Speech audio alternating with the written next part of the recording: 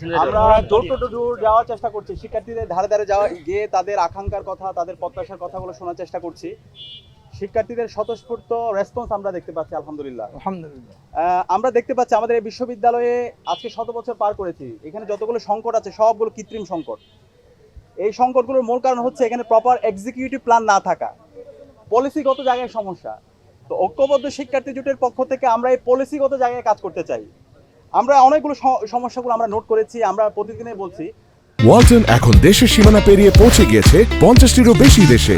ওয়ালটন, ঘরে ঘরে বিশ্বজুড়ে। তো এই সমস্যাগুলো চিরতরে একদম নির্মূল করা যায় যদি আমরা সঠিক একটা এক্সিকিউটিভ প্ল্যান নিতে পারি এবং সঠিক পলিসি নিতে পারি। তো ঐক্যবদ্ধ শিক্ষার্থী জোট আমরা যখন শিক্ষার্থীদের ম্যান্ডেট পেয়ে তাদের প্রতিনিধিত্ব করার সুযোগ পাবো, সবার আগে আমরা এই পলিসিগত জায়গায় আমরা আমূল পরিবর্তন নিয়ে আসবো এবং আমরা এক্সিকিউটিভ প্ল্যান গ্রহণ করব। আপনারা ইতিমধ্যে দেখতে পেয়েছেন আমরা আমাদের 36টি সংস্কার প্রস্তাবনা দিয়েছি, 12 মাসে করতে চাই এবং কোন মাসে কোন কাজটা করব সেই এক্সিকিউটিভ প্ল্যানটা আমাদের নেওয়া হয়ে গিয়েছে। তো আমরা বিশ্বাস করি শিক্ষার্থীরা যেভাবে এখন আমাদেরকে রেসপন্স দিচ্ছে, শিক্ষার্থীদের ম্যান্ডেট পেয়ে আমরা যখন তাদের প্রতিনিধিত্ব করার সুযোগ পাবো, ইনশাআল্লাহ আমরা শিক্ষার্থীদের প্রত্যেকটা আকাঙ্ক্ষায় আমরা অ্যাড্রেস করব এবং প্রত্যেকটা আকাঙ্ক্ষা আমরা বাস্তবায়ন করবো ইনশাআল্লাহ। আমাদের যে ইশতেহার, সেই ইশতেহারের প্রথম যে দাবি সেটা হলো ডাকসুকে একাডেমিক ক্যালেন্ডারভুক্ত করা, যেটা 1 বছর আগে আমরা বিশ্ববিদ্যালয়কে 63 দফা সংস্কার প্রস্তাবনা দিয়েছিলাম, সেখানেও বলেছি এবং সেটা আমাদের কমিটমেন্ট। ক্যাম্পাসে প্রতি বছর যেভাবে আমাদের সেমিস্টার ফাইনাল হয়, যেভাবে আমাদের রেগুলার একাডেমিক অ্যাক্টিভিটি হয়, সেভাবে এই ডাকসুকে আমরা একাডেমিক ক্যালেন্ডারভুক্ত করবো ইনশাআল্লাহ। 9 তারিখের পরে আবার পরবর্তী বছরে নির্ধারিত সময়ে যেন 9 তারিখে যেন ডাকসু নির্বাচন হয়, অথবা নির্ধারিত 1 বছর পূর্ণ হওয়ার পরে যেন ইশতেহার ঘোষণা হয়, সেটার জন্য আমরা কাজ করব এবং এটা বিশ্ববিদ্যালয়ে একাডেমিক ক্যালেন্ডারভুক্ত হবে ডাকসু নির্বাচনটা সঠিক সময়ে এটা আয়োজন করা।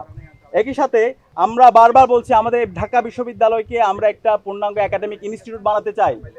বিশ্ববিদ্যালয়কে যদি আমরা একাডেমিক ইনস্টিটিউট বানাতে চাই তাহলে আমাদেরকে আমাদের গবেষণায় বাজেট বাড়াতে হবে।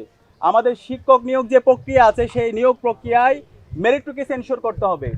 এখানে বিশ্ববিদ্যালয়ে আমাদের শিক্ষক নিয়োগ প্রক্রিয়ায় ডিপার্টমেন্টে যাদের ভালো রেজাল্ট থাকবে, যাদের একাডেমিক এক্সেলেন্সি থাকবে, তারাই বিশ্ববিদ্যালয়ে নিয়োগ হওয়ার জন্য তাদেরকে নিয়োগ নেওয়া হবে। কিন্তু আমরা বিগত সময় দেখতে পেয়েছি বিভিন্ন পরিচয়ের কারণে দলীয় বিবেচনায় নিয়োগ হয়েছে। তো এই নিয়োগের কারণে আমাদের একাডেমিক যে এনভায়রনমেন্ট, সেই একাডেমিক এনভায়রনমেন্ট নষ্ট হয়েছে।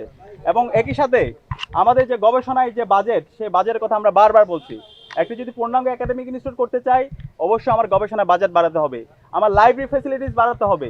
আমার যে লাইব্রেরিগুলো আছে, আজকে বিজনেস ফ্যাকাল্টি ই লাইব্রেরি এখন পর্যন্ত বন্ধ। আমাদের সায়েন্সের যে ল্যাবগুলো আছে সেই ল্যাবগুলো খুবই জীর্ণ অবস্থায় আছে। 30 বছর, 35 বছর, 40 বছর আগের মেশিনগুলো এখন ওখানে পড়ে আছে। তো এইভাবে তো একটা বিশ্ববিদ্যালয় পরিচালনা হইতে পারে না। একই সাথে আমাদের যে একাডেমিক মেইল আছে, সেই একাডেমিক মেইলের শুধু ভর্তি ছাড়া আর কোনো কাজ নাই। তো আমরা আমাদের একাডেমিক মেইল ব্যবহার করে শিক্ষার্থীরা যেন ঘরে বসে তার ভর্তির কাজ, তার একাডেমিক সামগ্রিক কাজ এবং একাডেমিক যে রিসোর্সগুলো আছে সেই রিসোর্সগুলো যেন তারা ব্যবহার করতে পারে, সকল প্রিমিয়াম অ্যাপসগুলো যেন তারা ব্যবহার করতে পারে, সেই ব্যবস্থা আমরা করব। এবং একই সাথে আমাদের আবাসন সংকটের কথা আমরা বলছি, সেই আবাসন সংকট দীর্ঘমেয়াদী আবাসন সংকট যেন দূর হয়, সেটার জন্য হল নির্মাণ করার জন্য বিশ্ববিদ্যালয় প্রশাসনকে বাধ্য করা এবং প্রায়োরিটি বেসিসে আমাদের যারা ছাত্রী বোনরা আছে, নারীরা আছে, তাদের জন্য আবাসন সংকট নির্মূল করার জন্য আমরা হোস্টেল করার জন্য বিশ্ববিদ্যালয় প্রশাসনকে বাধ্য করব এবং আবাসন ভাতার ব্যবস্থা করব। এবং আমাদের খাদ্যের নিরাপত্তা, স্বাস্থ্যের নিরাপত্তা এবং উন্নত পরিবহন এবং access to career, first year থেকে একজন শিক্ষার্থী যেন তার ক্যারিয়ার ডিজাইন করতে পারে, সেটার জন্য আমরা কাজ করব।